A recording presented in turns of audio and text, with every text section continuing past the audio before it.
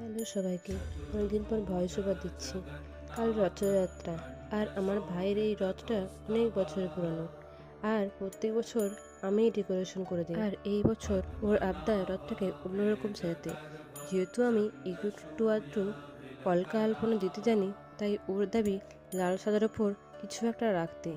তাই বাবাকে বলেছিলাম বাজার থেকে রং আনতে, কারণ কাঠের ওপর ফেব্রিক দিয়ে করলে বেশি দিন থাকবে না। কিন্তু বাবা কি করেছে, লাল রং আনার বদলে কমলা রং নিয়ে চলে এসেছে।